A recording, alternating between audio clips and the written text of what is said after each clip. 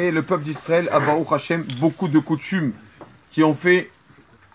Toutes ces coutumes, souvent, c'est pour ne pas oublier l'essentiel de la Torah. D'accord? Par exemple, tout un exemple. Il y en a qui font, à la sortie de Pessah, qui ont l'habitude de mettre des herbes dans le salon ou à la porte de la maison. Pourquoi? Parce qu'on a vu dans la Haggadah, Revava Ketzemach Hazadeh, Hachem nous a fait multiplier comme les herbes des champs.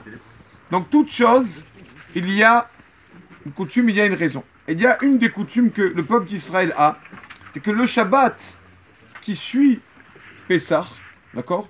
On a l'habitude de faire le pain de Shabbat, mais quel pain on fait? On a l'habitude de faire le pain avec dessus, sur le pain, ou bien la forme du pain en forme de clé, de mafter, en forme de clé. En forme de clé. Pourquoi en forme de clé? Pourquoi on fait un pain en forme de clé? Pourquoi c'est bien de faire ça? Plusieurs explications. Premièrement, on sort d'Égypte, on a eu la Géoula, la délivrance d'Égypte. Maintenant, on veut la vraie Géoula, la vraie délivrance. On veut être délivré. On veut que le Mashiach vienne. Alors, Hachem nous dit, la clé, tu veux la clé de la Géoula, la clé de la délivrance, tu veux savoir c'est quoi? C'est ça, le pain de Shabbat, le Shabbat. Si le peuple d'Israël, faites attention, au Shabbat, il y a la Géoula.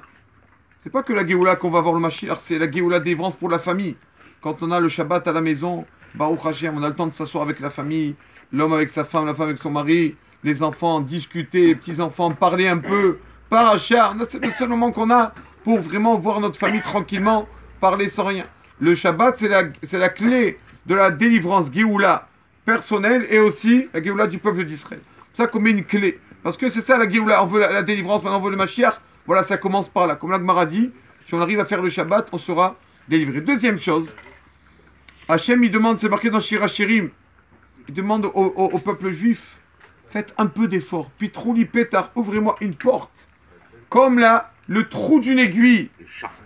Et moi, je vous ouvrirai la porte comme là, je vous ouvrirai les portes comme les portes du Oulam, du Beth Amikdash, des grandes portes. Faites un petit effort, Hachem, il demande. Je t'ai pas dit de devenir maintenant mon cher Rabbeinu. Je t'ai demandé d'ouvrir une porte, de faire une petite chose, comme le trou d'une aiguille, un petit truc pour Hachem. Alors Hachem, il t'ouvrira les portes. Donc Hachem, il dit, tout dépend de vous. C'est vous qui avez la clé pour avoir les bonnes choses, ça dépend de l'homme. Si l'homme il fait un peu d'effort, Hachem aussi il y envoie. Tout dépend de l'homme, comment il a sa confiance en Kadosh Baruch Hu. Donc c'est pour ça que on ouvre la clé aussi. Aussi pourquoi? Parce que vous savez qu'on a commencé le Homer. Et quand le peuple d'Israël, ils avaient la manne. Vous savez qu'ils avaient la manne dans le désert, à manger spirituel, nourriture spirituelle. Et quand c'est que la manne s'est arrêtée? Quand ils ont commencé à manger le Homer, la nouvelle récolte. Quand ils ont commencé à manger la nouvelle récolte, il n'y avait plus la manne. Alors, il fallait maintenant prier, ça descendait plus. Il fallait prier à Hachem. Alors on prie Hachem, s'il te plaît, Hachem, ouvre-nous les portes de la Parnassa. Parce qu'il n'y a plus la manne qui descend. Ça y est, maintenant c'est le Homer. C'est nous qui devons labourer, cultiver, travailler, etc. C'est pour ça qu'on a l'habitude de faire la clé sur le pain. Pour montrer que tout dépend de Hachem. C'est lui qui a la clé de tout. Quand une personne il a confiance à Hachem, Hachem il dit, mais quand c'est moi, plus je vais travailler, plus je vais voir la Parnassa. Il n'a rien compris. C'est Hachem qui a la clé, c'est pas nous. Il y a une histoire qui raconte, une petite parabole qui raconte comment tout dépend de l'homme en fait. Tout dépend de sa émouna envers Hachem. Il y avait un papa avec son fils. Enfin, son papa, il lui a dit, viens mon fils, je vais te montrer quelque chose de beau à voir. Où il l'a amené? Il l'a amené à l'aéroport. Il a vu les pistes d'atterrissage.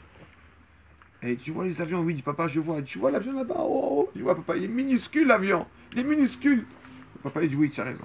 Et une minute après, il y a l'avion qui s'approche, qui arrive pour atterrir. Il le voit un peu plus haut. Il dit, ah, papa, il n'est pas si minuscule que ça. Hein? Il est bien grand. L'avion, il est grand.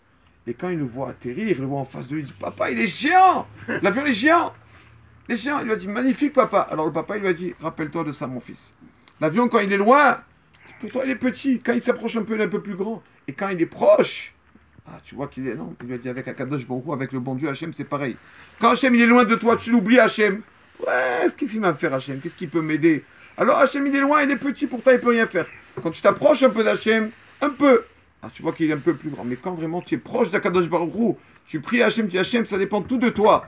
Et tu sais que tout ce que tu fais dans la journée, la réussite dépend de Hachem. Tu es proche d'Hachem, tu le mentionnes toujours. Hachem, il est proche, il est là. Tu vois qu'il est vraiment beaucoup plus grand. Il t'envoie beaucoup plus que si Chas v'Shalom il était petit. Amen.